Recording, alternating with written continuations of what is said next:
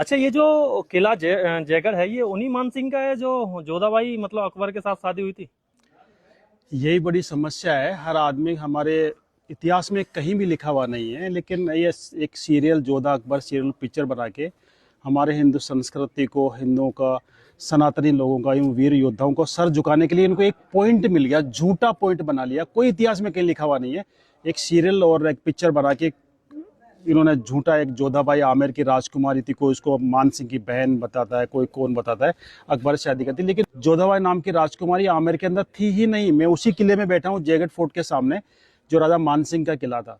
और राजा मान सिंह 400 साल बाद अपने हिंदुस्तान की हर बहन बेटियों को, जो अफगानियों ने उठा के ले गए थे यहाँ पे, और 400 साल तक उनको लूटा था, उनकी असमत लूटी थी, उसका बदला लेने के लिए 400 साल बाद अफगानिस्तान जाके वहाँ पे भयंकर गदर मचा सकता है और वहां पे इतना खौफ पैदा कर सकता है कि आज भी वहां पे बच्चा भी रोता है, कहते हैं चुप हो जा, नहीं मान सिंह आ जाएगा। कहावत है, मात सुनावे बाल का मान सिंह रणगात, भूलो नहीं काबुल आज भी वो खांडो वो हाथ।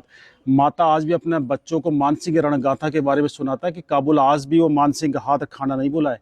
वो मान सिंह क्या अपनी बहन किसी अकबर को या मुस्लिम को दे सकता है?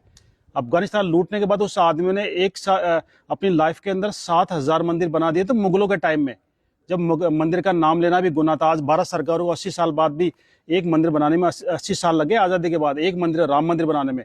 उस आदमी ने मुगलों के टाइम में, अकबर के टाइम में, जब मंदिर का नाम लेना भी गुनाह था, उस आदमी ने 7,000 मंदिर बना दिए थे। वो शख्स अपनी बहन किसी मुगल को दे सकता है? गले उतरती है आपके? ये झूठी कहानी बनाई गई है। जोधा नाम की कोई राजकुमारी थी ही नहीं। मैं आज क्लियर कर दूं आपको, जोधा आमेर के अंदर एक दासी पुत्री थी। मान सिंह के फादर का नाम था भगवान दास और भगवान दास के फादर का नाम था भारमल। राजा भारमल की शादी जोधपुर हुई थी, जोधपुर की राजकुमारी से।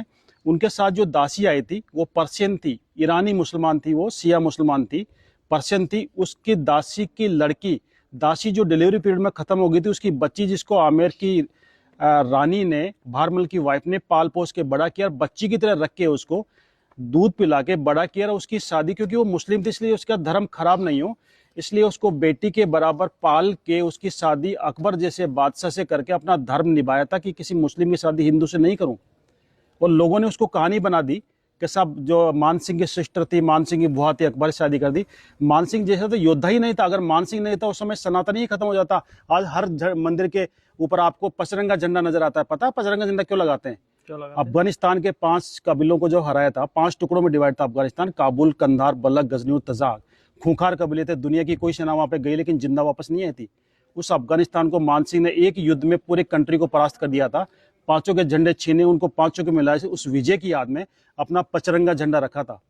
उससे पहले अफगानियों ने यह हालत कर दी थी हिंदुस्तान की। हरिद्वार जाते, हरिद्वार में जितने भी पंडित थे सारे पंडितों को मार दिया था, सारे पूजा वहां पे बंद हो गई थी। मान सिंह ने वहां पे जाके दोबारा से हिंदुस्तान के सारे पंडितों को बुलाया, सोरोजी से बुलाया, आसपास के गांवों से बुलाया, और वापस वहां पे हर की पौड़ी बनाई और दोबारा से वहां पे धार्मिक प्रक्रिया स्टार्ट हुई थी। हिंदुस्तान के हर कोने से पंडित गए थे। राजा मान सिंह को धर्म रक्षक माना था और उनके पचरंगे झंडे को मिला के, 5 कलर को मिला के आगे से तीखा करके उसको धर्म ध्वजा का रूप दिया था। आज हर मंदिर के ऊपर 5 कलर का झंडा क्यों मिलता है? ये राजा मान सिंह ने अफगानिस्तान को हराया था, उसी झंडे को धर्म ध्वजा का रूप दिया और राजा मान सिंह को धर्म रक्षक की उपाधि दी। सारे हिंदुस्तान के सब पंडितों ने धर्म बचाया अगर किसी ने तो राजा मान सिंह ने। हमें बदनाम किया जाता है, मान सिंह को बदनाम किया जाता है कि मान सिंह राणा प्रताप का साथ देते, हिंदुस्तान का इतिहास ही अलग होता। मैं बता दूं, अगर माना प्रताप के साथ अगर मान सिंह मिल जाते, उसमें हिंदुस्तान का साउथ पार्ट पूरे अफगानों के अंडर में था और उनको हराना बड़ा मुश्किल था। और उधर से मुगल और आ गए थे, मुगलों के पास वो हथियार थे, तोपे बंदूकें, जो इंडियन के पास किसी के पास नहीं थी। अगर मान सिंह राणा प्रताप से मिलते तो मुगल और पठान मिल जाते, हिंदुस्तान से नामो निशान मिटा देते हिंदुओं का और सनातन का।